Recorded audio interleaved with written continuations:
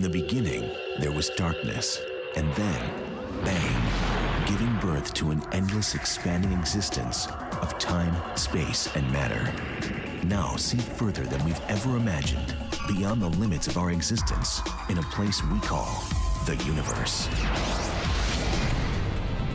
It is both mighty and meek. Humanity's quest is to harness its power and escape its bonds. Holy cow! This is what an astronaut feels. It creates and breaks the stars, the planets, the galaxies, and directs their cosmic roller coaster ride. Gravity's our friend and our foe. Without it, life as we know it would end. The Earth would literally explode. It is the magnificent and mystifying force that rules the universe. Gravity.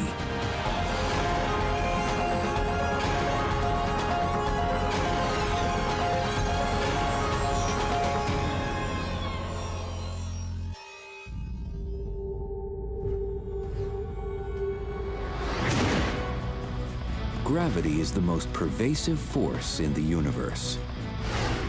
It is at work on massive and minute scales, on the routine and the extreme. A surfer needs it to hang 10. When you ride a wave, you're going to slide down the front, and you're going to use that pull of gravity to get you going. It's your acceleration force.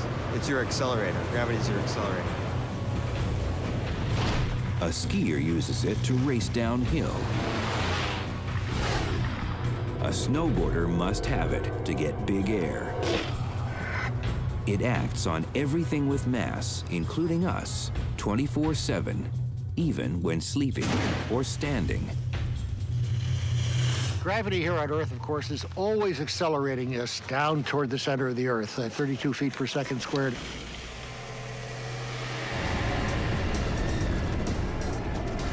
At a theme park, gravity is the galactic gas that makes roller coasters roar and people scream. The gravity of the Earth pulls us down, and that's going to make us go really, really fast.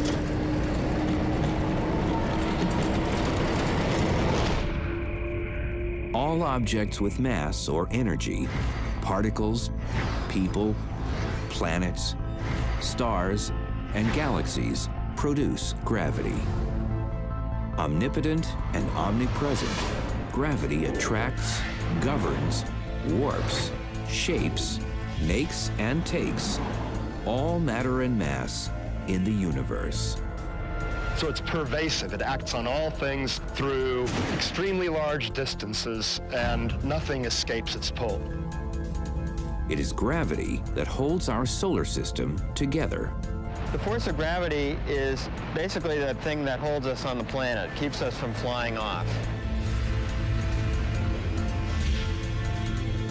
It is the cosmic glue that binds all matter in the universe together. If you were to imagine taking two dice and putting them perfectly at rest out in the middle of space and separating them by a centimeter, then what you'd see is that over the course of an hour or so, those two dice would slowly come together and touch. Gravity made our world. Our sun formed from a vast cloud of gas that gravitationally contracted. Similarly, our Earth formed through the gravitational attraction of little particles, little bitty things, gradually growing into a bigger and bigger object. When it comes to gravity's pulling power, mass and distance matter. It depends on the masses of each object, the amount of matter within each object. So it's proportional to the product of the two masses. In other words, the bigger it is, the harder it pulls on other objects. But that's not all. And it's inversely proportional to the square of the distance between them. This means if you double the distance between two objects, the attraction or pull is only a quarter of its original strength. The pulling power of gravity lets it direct the motion and movement of all matter, however massive, in the universe. So you have whole galaxies, for example, in orbit around each other. Clusters of galaxies all orbit around their common center of mass.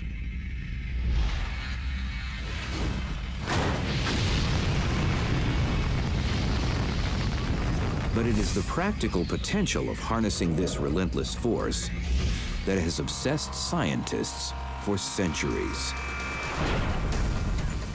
It would literally fall to Galileo Galilei, the 17th century truth seeker, to first recognize that gravity even existed.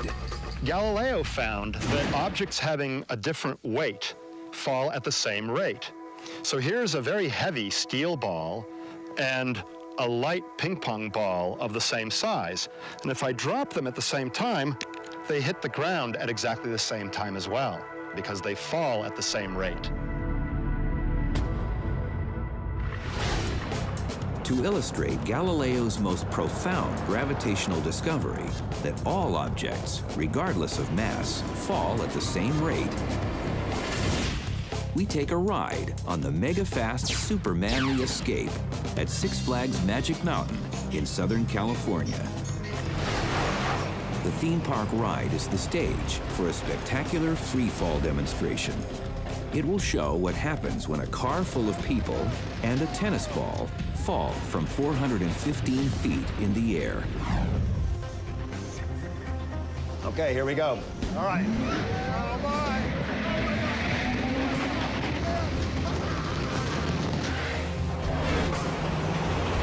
The riders are shot up the 41-story tall tower at 100 miles an hour. With their eyes open, gravity will help them see a superhero. Oh, my God. Okay, I'm going to drop this ball now, and oh, my God, it's floating around. It's floating. It's floating. It's floating.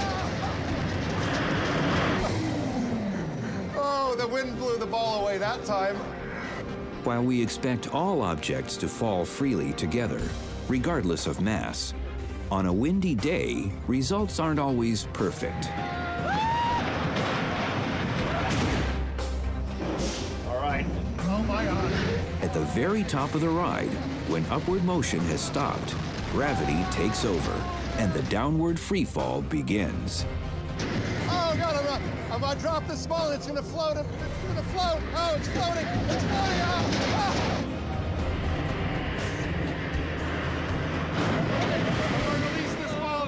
And then, for a few blissful seconds, theme park thrill seekers feel weightless, as if they are free of gravity, or in what scientists call zero G.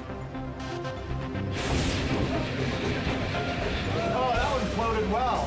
That one floated well. Oh, man. Oh.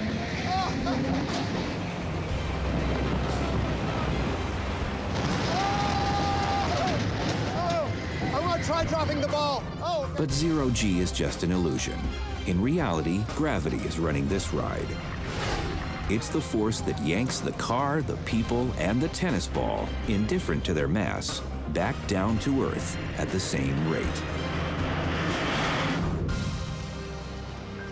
Oh, that's a fantastic ride. I mean, feeling oneself drop is amazing. But what's really great is dropping the ball and seeing it floating above my face. Now, I mean, it's falling. I know it's falling, but I'm falling at exactly the same rate.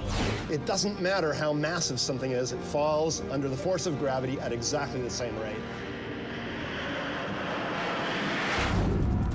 Thanks to experiments like this, we now know that objects all fall at the same rate. But what would it take to launch a cannonball into orbit?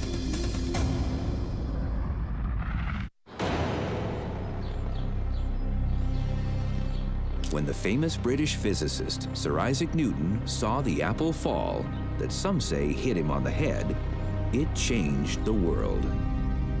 You got the apple falling from the tree, and he looks up and sees the moon in orbit around the Earth, and judges that not only is the apple falling to Earth, so too is the moon.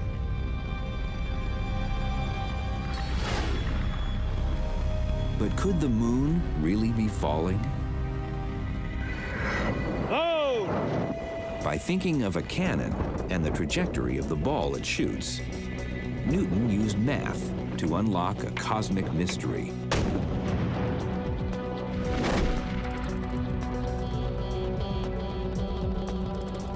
It came in his landmark publication, Principia Mathematica, in 1687. Isaac Newton has a famous drawing, and in it he draws a planet and a little mountain, and there's a little projectile first kicked off the mountain, and it falls down a little bit. You give it more speed, it goes a little farther out. Now say you could just increase the force all you wanted. It could go 50 miles, it could go 100 miles before it fell. By adding more gunpowder, and with just the right angle of fire, a cannonball can be made to go faster and farther. Inevitably, however, gravity wins, pulling the cannonball back down to Earth. The Earth is round and not flat, so Newton realized that if the cannonball is fired at sufficient speed, the cannonball would actually go into orbit. For that to happen, Newton determined, the ball would need to be shot out of the cannon at 17,500 miles an hour. It starts curving around the Earth, and he realized that there must be a speed where it goes completely around the Earth and hits you in the back of the head, never actually hitting Earth's surface. And if you duck, it'll just keep going, and lo and behold, you have an orbit. But why doesn't the moon fall to Earth? The moon also has some sideways motion. So for every little bit that it falls down, it also moves off in this direction, and the sum of all those motions is an orbit around the Earth. Newton also realized that the Earth is in a giant free fall around the sun. With gravity forging the path, our planet rounds the sun like an endless cosmic roller coaster ride. Newton cracked the gravity code, and physicists are still using his ideas to solve all sorts of problems. Some of them stranger than others, like what would happen if a person tried to travel through a tunnel from one side of the planet to the other? In this wild scheme, you'd have to drive a straight-line tunnel right through the Earth and use gravity alone to propel a traveler down this so-called gravity express. So suppose you've got one of these tunnels, and you jump in. Initially, the Earth is pulling down. You're going toward the center of the Earth, and so you're accelerating toward it. But as you pass through the center of the Earth and start going out toward the opposite side, the gravity of the Earth is trying to pull you back, so it's decelerating you. So gravities actually have a braking effect. There's no fear of shooting out the hole on the other side of the Earth at some tremendous velocity and shooting yourself back into space. But in fact, you reach the surface of the Earth exactly, you will close to a perfect rest. In 42 minutes, you'll be there. Whichever two cities you connect with a straight-line tunnel, it takes gravity exactly 42 minutes to get you there. The journey from Los Angeles to Paris, 42 minutes. Suppose you wanted to go from Los Angeles to Tokyo, 42 minutes. It doesn't matter which path you take through the Earth, the journey is always 42 minutes long. It takes Newton's math to figure out why this works. If we connect Los Angeles to New York, taking a tunnel, obviously the tunnel will not go straight down, but it has to go down at an angle. The angle slows the speed of descent. But the distance is also less, and if you work out the equations, lo and behold, the two effects cancel, and you still get there in 42 minutes. It takes 42 minutes regardless of the path you take. That's really cool. Newton figured out what gravity does, but it took the brilliance of physicist Albert Einstein to work out why it was doing it. Einstein realized that gravity is really caused by huge objects like stars and planets literally bending space itself. Like a massive rubber sheet, space is curved when massive objects sit in it. In fact, Einstein proposed that the path planets take around their stars, their orbits, are all a direct result of this curvature of space. He said that what an orbit is really something traveling in a straight line. When something is free-falling towards another object, it really is just traveling in a straight line through space-time. However, the curvature of space-time bends its path into a closed orbit, but space itself curves it back in on itself. This revolutionary discovery came when Einstein, in the early 1910s, realized that orbits of stars and planets in the observable cosmos behave just as Newton's math predicted, except one, Mercury. Its orbit essentially wobbles. Einstein described gravity as a curvature in space and time. And the orbit of Mercury works perfectly when you take that into account. Mercury isn't moving in flat space, but curved space around the sun. Then the orbit's perfect. This curvature of space is at play in our own solar system. Earth is simply following what it thinks is a straight line path, the shortest distance between 2 points, in this intrinsically curved space. Einstein not only determined that mass warps space, it warps time too. So henceforth, Einstein proclaimed, physicists should not speak of space and time separately, but of space-time as one unified object. While it's uncomfortable to many the first time you hear it, if you stop and think about it, it's actually quite obvious. If I'm going to make an appointment with somebody, I don't say, I'll meet you at 3 o'clock. That's not enough information. There's got to be a question that follows that. What is that question? Where? If I say, meet you in room 203, when? Anytime you intersect with someone else's life, you do so at a time and at a place. Einstein's realization that space is curved and that time and space are in fact intertwined is now the very definition of gravity. Liftoff of the Space Shuttle Discovery. Unlocking the secrets of gravity has enabled humanity to escape our earthly shackles and open the universe for exploration. But how can future astronauts on the long way to Mars survive the disabling effects caused by zero-G?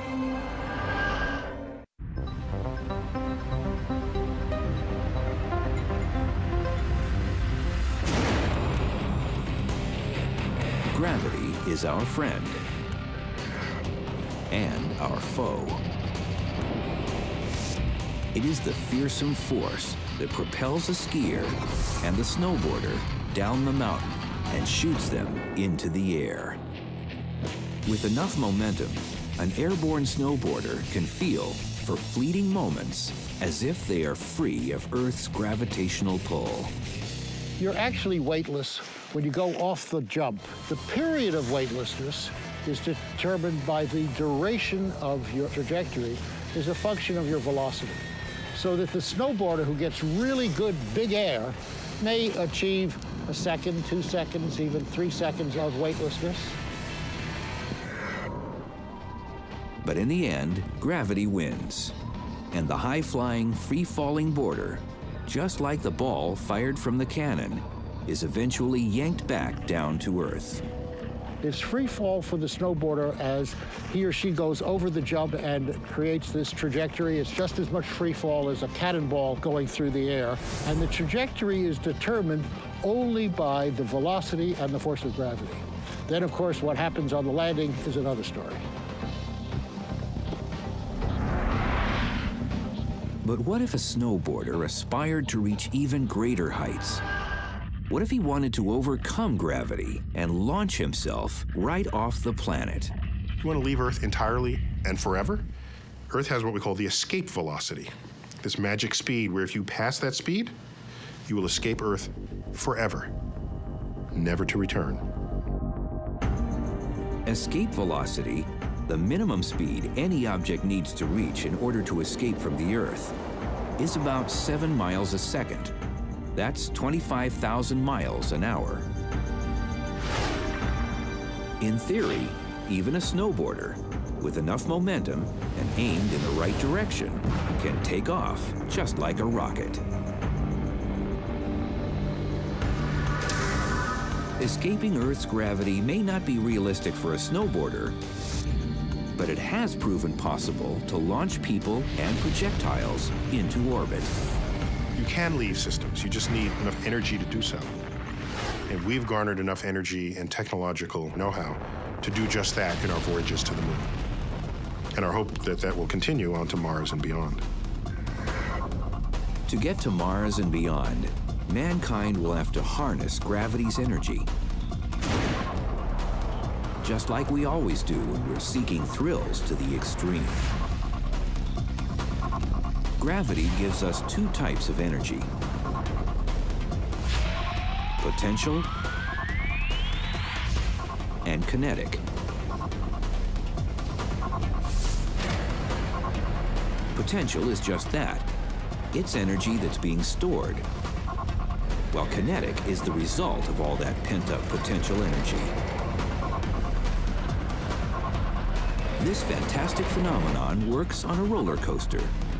As you're winched up on a hill, your potential energy is increasing. You literally have more energy at the top of the roller coaster than at the bottom. It's not just a weird abstract thing. You actually possess higher energy at the top. And that's turned into speed, into kinetic energy, as you go down that hill on the roller coaster. I'll be converting my potential energy to kinetic energy! Woo! When a surfer hits that sweet spot on a wave, they're using energy's double act. NASA also uses this energy exchange principle to add some speed to their missions. As a spacecraft nears the orbit of a planet, it too gathers kinetic energy at the expense of potential energy. Then, as it rounds the planet on its cosmic coaster ride, the craft gets a slingshot effect that punches it onward with more kinetic energy. When the Voyager spacecraft visited Jupiter in 1979, 1980, it flew past Jupiter, and Jupiter tugged on it, giving it extra motion, sort of a slingshot effect. Not only changing its direction of motion so that it was aimed towards Saturn, but also speeding it up. Knowing how to use the power of gravity will enable humanity to travel further and faster across the universe. Having the physics formulated and the technology available is just one part of the preparation for extraterrestrial travel. Readying people for the rigors of space is the other. Far away from Earth's gravitational pull, in a spaceship on the long journey to Mars, for example, future astronauts will have to learn to live, work, and play in an environment free of Earth's sizable gravity. One where they effectively feel weightless and all objects move equally and freely. One fun way to experience the astronautical thrills and spills of space travel is to simulate it on a zero-G flight. I'm really looking forward to this. This is going to be an incredible experience.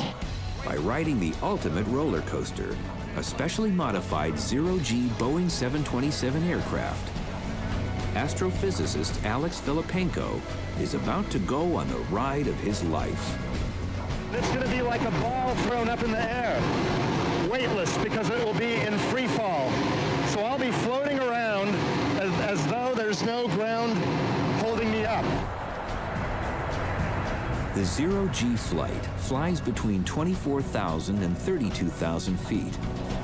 This is about the same altitude as a regular commercial jet. But that is where the similarity ends. The water's the next one. The path it follows is a series of coaster-like rolling hills in the stratosphere. Just like Superman the Ride, the Super Zero-G plane gathers potential energy as it climbs up at 45 degrees. Passengers feel this as an increase in weight. Gravity is measured in terms of G-forces. 1 G is the amount of gravity we feel standing on the surface of the Earth. I'm gonna get back down As the plane steeply climbs, accelerating upward, the gravity G count rises and people feel heavier. All right. Oh, the plane is accelerating us upwards at about 1.8 G at its maximum. As the flight approaches, then eases around the apex of the arc, the plane, as well as all the people inside it, are in effect in free fall. 0 G coming up. Oh, man. What an indescribable feeling. Holy cow. Oh, I'm out in free space. Falling, just floating. This is what an astronaut feels. The plane's trajectory induces weightlessness again and again by flying a series of these parabolic arcs. Even though they are within the cabin of a plane, the 0 G passengers are freely falling towards the Earth, just like skydivers. But what creates the sensation of weightlessness?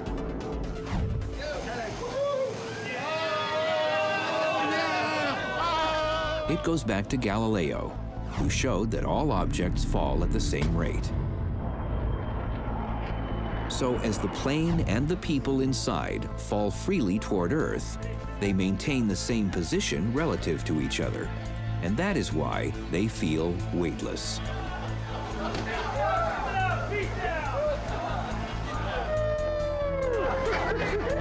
The feeling lasted 25 full seconds because for 25 seconds we were essentially in free fall. It was like Superman just flying through the air. Oh, I cannot believe how it feels. When the jet's engines re-engage and end the free fall, the passengers feel their weight return. As Einstein would say, weightlessness is but an illusion. This is so awesome! So awesome! The 0 G plane takes advantage of something Einstein worked out back in 1916 in his general theory of relativity, that acceleration is essentially the same as gravity.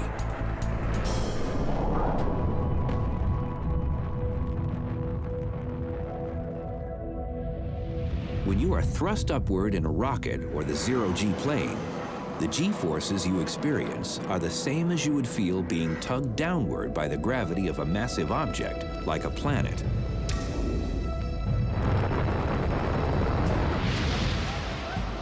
So gravity and acceleration create the same sensation. That's how the passengers on a 0 G flight can feel like an astronaut and can experience the joys of weightlessness.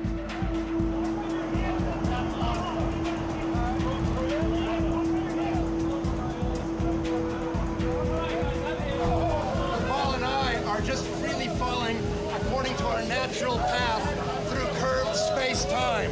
This is what Einstein's theory says, independent of the mass. We all follow the same path. Oh yeah, this is unbelievable. On the 20-minute, 15 parabola flight, there's time in between the frights and delights to further taunt the laws of gravity.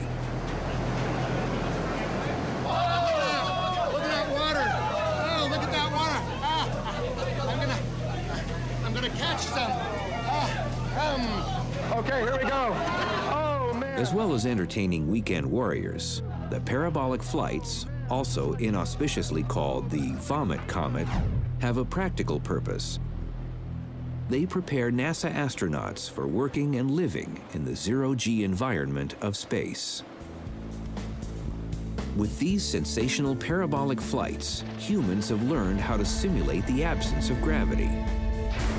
But is it also possible to create artificial gravity in the lab? These experiments will lead to a successful exploration of Mars. It is in our future.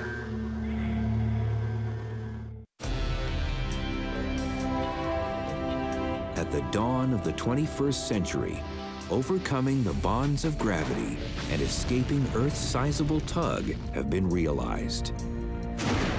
The next step is to design and build the technology that will allow humans to travel, work, and live on exotic alien planets.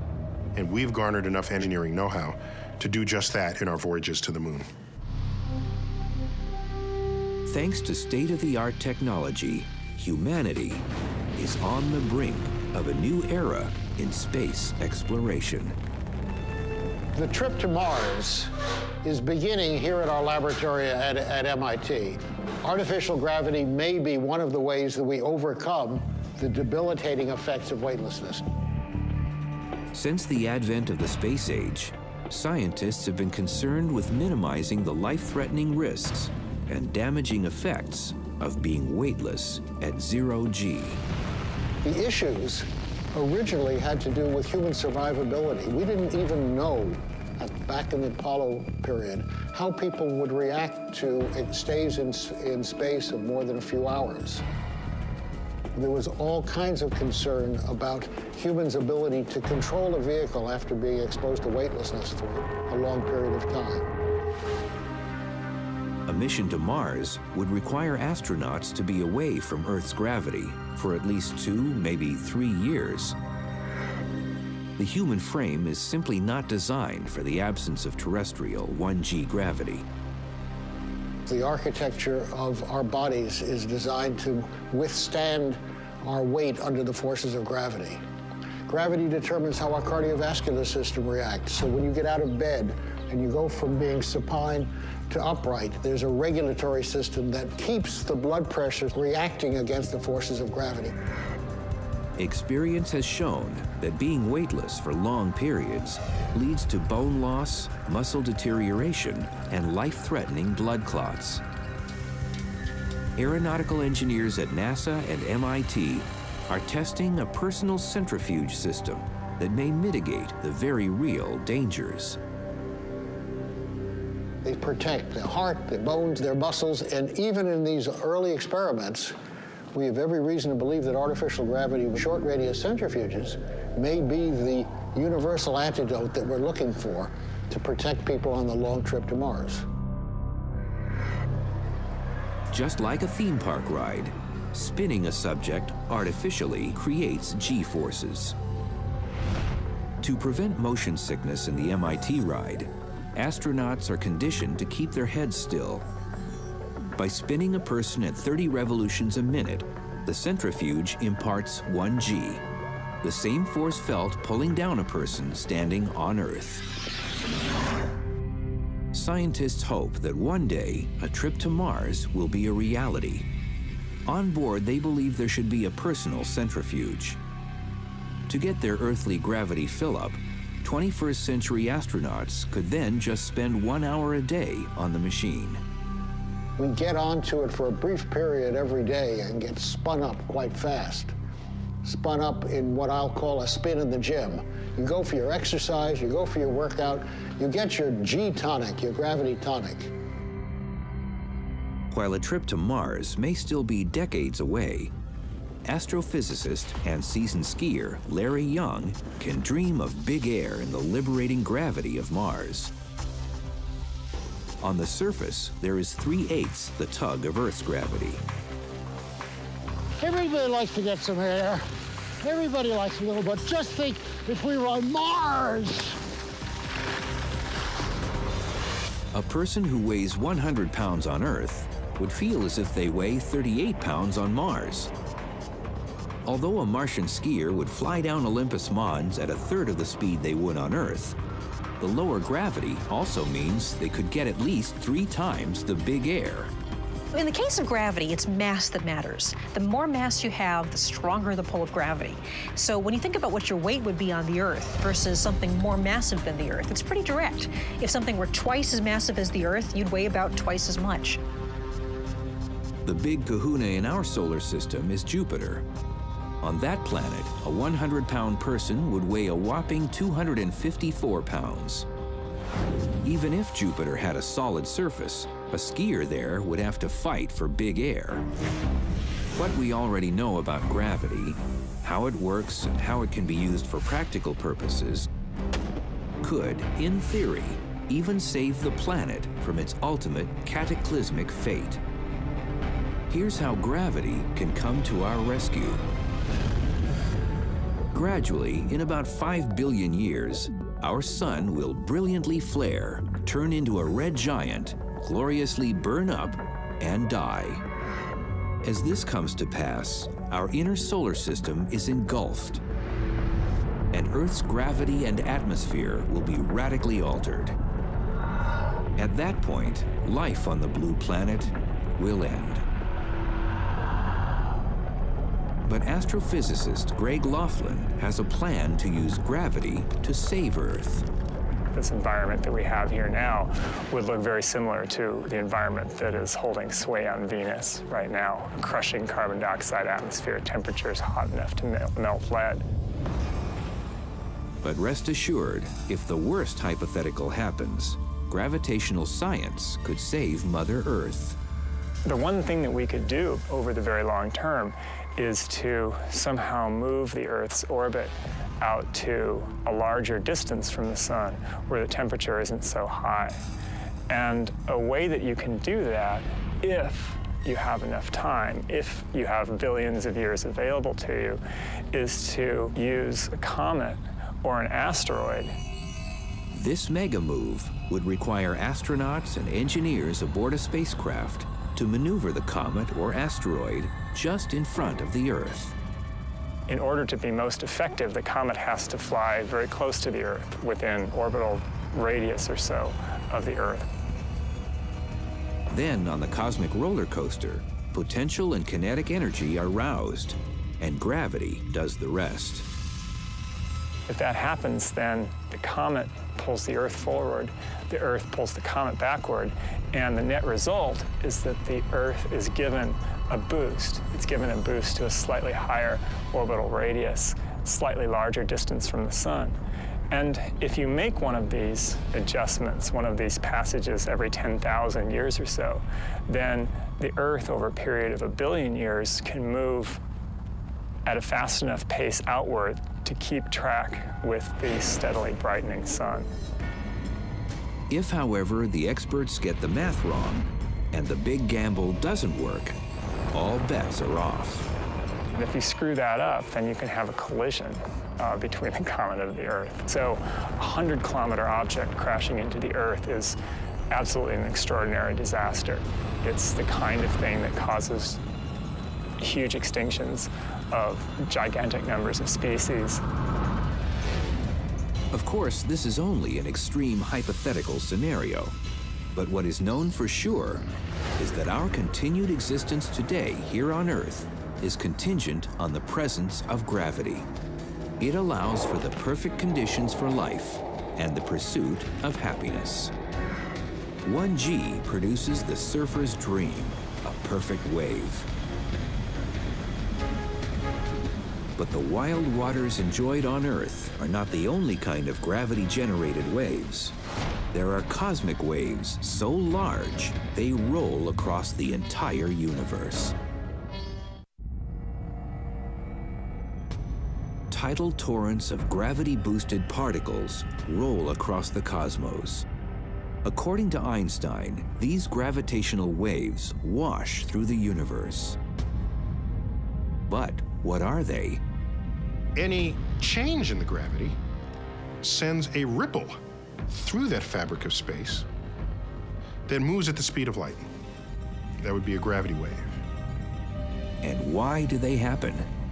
If you have two objects, two compact stars, each of which curves space around them, and they're orbiting one another, then the result is that these two curved regions create a wave, a ripple in the structure, in the shape of space that moves outwards, carrying energy with it. That's called a gravitational wave. I mean, literally, you can think about space and time having a wave, just like an ocean wave in it, that travels through the universe. Gravity waves are just the same. Any type of mass in motion, big or small, generates a gravitational wave. And like the Earth's ocean tides, gravitational waves roll ceaselessly across the cosmos. In theory, a surfer launched into space could experience an out-of-this-world wipeout and warp. If a gravitational wave was created in space or somewhere and went through you, what would happen is you'd get fat and then you'd get skinny, meaning that space was distorted. Space in one direction made you fatter, in the other direction it squashed you, and it goes back and forth. But for Earth-bound scientists to detect any faint G-wave signals, the disturbance needs to be propagated by a massive cosmic object. Black holes and spinning neutron stars can do it. Another thing that can make a gravity wave is an explosion. Say a supernova, a star explodes and it goes whack, and that actually pushes a gravity wave forward. The tool to catch the light-like signal from a wave is the LIGO, the Laser Interferometer Gravitational Wave Observatory. There are two identical ground-based LIGO labs. One is in Hanford, Washington, and the other is more than 2,000 miles away near Baton Rouge, Louisiana. If a wave comes by, each lab's results will be vital to confirm the event. Here's how it works. Super polished glass mirrors are at the fulcrum of the interferometer, which is a tool that basically compares two light wave measurements and identifies the differences between them. Precision laser light is fired back and forth and split between two calibrated mirrors. In normal circumstances, as the light bounces up and down the 2.5-mile-long L-shaped vacuum tubes, the two laser beams are basically in sync. This means the beams effectively cancel each other out, and no light escapes the tunnel. But when a gravity wave rolls through, space is ever so slightly stretched or squashed. As a result, the laser beams are thrown out of phase, and only then a small amount of light is emitted. A tiny signal, less than the diameter of a human hair, 1/1000th the size of a proton, will register. Converted into a sound and a light signal, it will be seen and heard. The scientist's greatest hope is to catch the most massive event that ever occurred in the universe, the Big Bang. Gravity waves may be our best chance to look very, very close to the beginning of the universe. About 300,000 years after the Big Bang, the universe was so dense, it was actually opaque to light. Light could not travel through it. So if light can't travel through the universe, what can? A gravity wave. The problem is, a minuscule signal from a gravity wave has yet to be caught. It's clearly hard. In fact, when Einstein predicted them, he thought it was a nice idea, but no one would ever be able to detect them. It's only the advances of technology that give us a chance. LIGO scientists, like astrosurfers, live for the day when they can hang 10 and ride their very own perfect wave of gravity. We've seen what we think are the effects of gravity waves, the loss of energy from a system by way of gravity waves, but we never directly detected one. That's one of the last frontiers. If the LIGO scientists' quest is successful and they catch a wave, it could change science. So I think the long term is first to understand gravity, and then even more interestingly, to understand the universe. The force of gravity has domain over our universe. It created and can destroy the cosmos, the stars, the planets, and the people. It controls our lives, our play, and our endeavors. And therein is this cosmic ballet. Our collective future depends on the grace and greatness of the mighty ruler of the cosmos, gravity.